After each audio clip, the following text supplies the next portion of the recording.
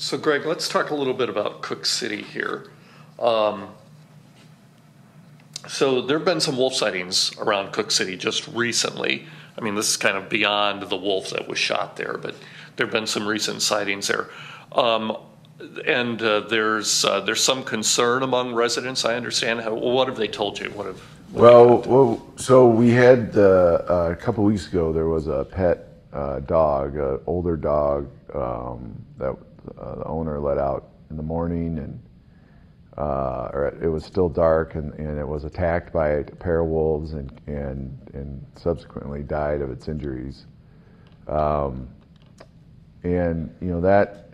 that's an incident that kind of sounds like got some residents pretty concerned. But wolves have been in and around Cook City, quite a bit in the last month or so. And so they've typically they've been in and around town during the night. Right at this point, they've seemed to be fairly wary of people during the day, but have been seen in town at night. Any idea why we're seeing wolves up there at this time of year? I mean, it would seem like they should be more over toward the Lamar Valley. No real idea. I mean, it's not uncommon. Cook City's really close to the park, and it's not uncommon for wolves, especially in that area, to move in and out of the park. So even this time of year. Okay. I've seen some postings on Facebook. Some residents seem to think that there might be a possibility that wolves have been baited into that area. Have you guys investigated that at all? Well, we've seen the same postings. We had some reports of people feeding foxes.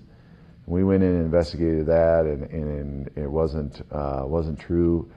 We haven't found any evidence that people are baiting wolves. No. Okay. Now, there aren't any ranches or livestock up in that area, right? I don't think so. I think this is we're really talking about wolves in and around residents, not around livestock. So you think these wolves are going to stay there for the winter, or are they just passing through? Well, it's hard to tell. I don't think they're passing through. I think they're coming in and out of the park. They seem to be kind of in that area.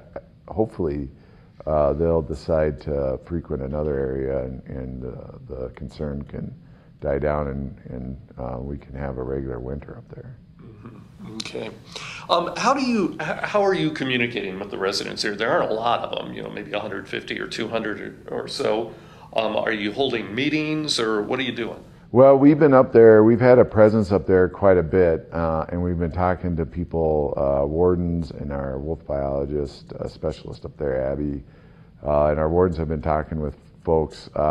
We haven't had any official public meetings yet. It's certainly not off the table, but we've been up there quite a bit in and around the community, just responding to concerns, trying to monitor what the wolves are doing. We've got some trail cameras set up to try to get a better idea of their routes and habits and what's going on, so we can figure out how to proceed if there's anything we can do. All right, so you are doing some studies up there. Oh yeah, we're trying to monitor the situation as best we can. It's when you have wildlife that's in and around town, particularly predators like wolves. I mean, that's a concern. Because it increases the likelihood that they get to be used to being around residents, might get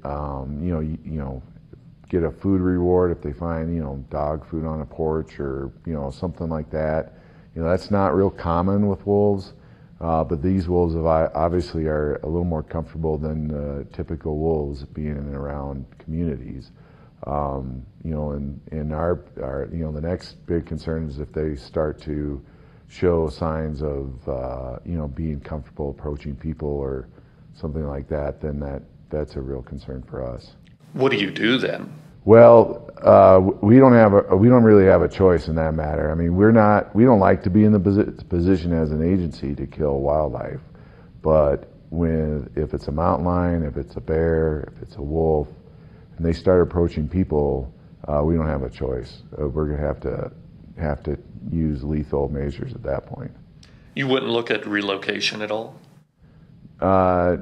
It's really tough with wolves, particularly when there's a human safety issue. So a wolf gets comfortable around people, comfortable enough that they're not scared of people anymore, then relocating them somewhere else isn't typically a good solution. Okay. What are you hearing from people there? What are they asking you about? What are their opinions? What are they telling you? Well, we hear from both people that aren't comfortable with the wolves there, that want us to do something and do something now, and people that are there to see the wolves and really place a high value on those wolves, particularly the ones that are coming in and out of the park, which is what these wolves are. And they wanted us to do everything we can to protect those wolves. And so we're kind of in the middle, which is, that's kind of our role, is to manage wildlife, and sometimes that puts us in the middle. But like I said, we don't want to kill wildlife. That's not what we want to do as an agency. But if these wolves start to show any sort of aggression towards people, then we really forces our hand. Well, I imagine that you're in the middle with your own clients or constituency as well, because you're regulating hunters, yet you're also providing trails and other facilities for the people who want to do wildlife viewing. Yeah. How do you handle that? How do you manage it? Well, the good thing is that a lot of what we manage, just broadly, are things that people are passionate about in Montana. The wildlife, the wild places, the opportunities to hunt, the opportunities to see wildlife. I mean, those are all things that we really take pride in managing in Montana. And so sometimes that puts us, in a very local sense, like we have in Cook City, that puts us in the middle of kind of the push and tug. But ultimately, when it comes down to it, we have a responsibility to manage wildlife and humans and be responsible for human safety as it pertains to wildlife. And so that there's always that sort of push and tug, but when it comes to human safety, the line all of a sudden becomes pretty clear. Human safety. Yeah. All right. How do you coordinate with the park, with Yellowstone, and also with Gallatin National Forest, because you've got the big wilderness area, almost 1 million acres of wilderness right next to it there? Yeah, you bet. We work with partners all the time, and the Park Service in particular, in and around the park, and in this circumstance, I mean, we're talking to them, daily. When wolves are, the boundary's pretty clear. When wildlife is in the park, that's the park manages the wildlife when they're there, and when they're outside the park, they're our responsibility to manage. But we talk back and forth with their folks all the time. Okay.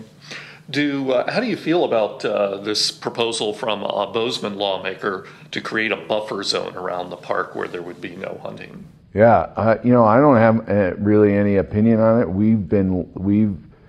Our ability to have a quota of 0, which would essentially shut down hunting in Wolf Management Unit 313 and 316, which are the two bordering the park.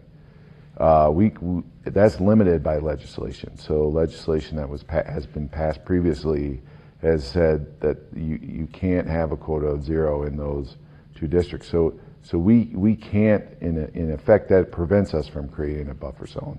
If the legislature, decides that they feel like that there needs to be a buffer zone, I mean, that's sort of up to them. From our standpoint, our operating procedure now is, there is no buffer zone. It's prohibited by law to have those quotas at 0. So we set quotas in those two districts, hunting wolf management units. We set those quotas through a very public process, through our season setting process. So we got lots and lots of comments. The last time those quotas came before the Fish and Wildlife Commission, they took lots and lots of comments. We had a proposal higher than, the department had a proposal higher than what was adopted by the commission. The commission heard from a lot of people and felt that 2 wolves in each WMU was a compromise position, knowing that we couldn't have 0 because we were precluded by law, and that people were still concerned. And so the quota of 2 wolves, from the department standpoint, is very conservative biologically. The wolf population in that area can easily handle a quota of 2 wolves in each district. So balances sort of that issue with the concern from some of the wolf watcher community that they didn't want any hunting there. So I guess I'm a little bit confused. So you can't like partition off a part of a district and say that there's no hunting in that part of the district. Right. It's got to be all or nothing. Well, the way the legislation was written was to preclude us from either by quota or by districting to preclude any sort of buffer zone around the park, and it was intentional at the time. This wolf hunting around the edge of Yellowstone Park has always been controversial, and at the time it was legislation in response to that controversy. So legislation that said, we're not going to close hunting, we're not going to create a buffer zone around the park. So if there's legislation that comes down this session that changes that, then we'll follow those rules too. What kind of problem does it create for you to have, say, a 5-mile buffer zone? I know that's a number that's been thrown out there. Yeah, I don't know that it creates a problem from a management standpoint. I mean, it would in effect move the boundary of the park. So the wolves would have, the wolves would essentially, instead of having the park boundary, be sort of the boundary of where hunting would occur, would move that boundary out however far that buffer zone, and then it would be the sort of same scenario. If the intention of that is to protect park wolves, do you think it would accomplish that? Well, it depends. It depends on what the wolves are doing. So wolves are creatures that can move, vast distances in a short amount of time. I was on a monitoring flight a few years ago, and in the Bitterroot, and a wolf was in one drainage in the evening, and in the next morning was 27 miles away in another drainage. I mean, they can just move a long distance, and so the impact of a buffer zone really, from a wolf standpoint, would really depend on how far the wolves would move. And so if wolves that sort of frequent that park boundary area decide they want to move 10 miles, I mean, then the buffer zone's sort of irrelevant. Do you have any studies, or does the park have any studies on the habits of these wolves? How far out do they range, do you know? Yeah, I don't know for these particular wolves. They seem to be really concentrated right on that boundary area. Okay. And I'm sorry to go back to this, but in light of the questions that people have and the legislation that may or may not be changing, do you have any plans to hold a public meeting up in that area? We're not that I know of now, but it's certainly not off the table. I mean, we've been getting a lot of public feedback and public comment just on the situation from all over the country. We've got we've heard from a lot of people locally, but we've heard from people from all corners of the country on this, and some people are pretty passionate about those wolves that they see in Yellowstone.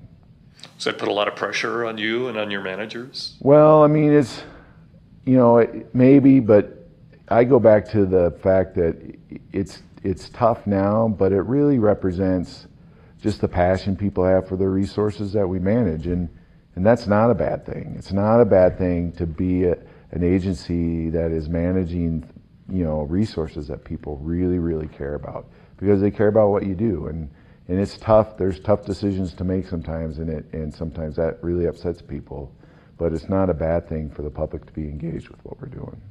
And do you feel like one group or the other has more influence on the public and maybe on lawmakers, either hunters or the naturalist people? No, not really. I mean, this is a really focused problem. It's right around Cook City, but there's legislation that's coming up, at the legislature now that's looking at expanding the ability for hunters to harvest wolves. Removing the limit on number of wolves that hunters can take in Montana, taking some of the restrictions there are on trapping.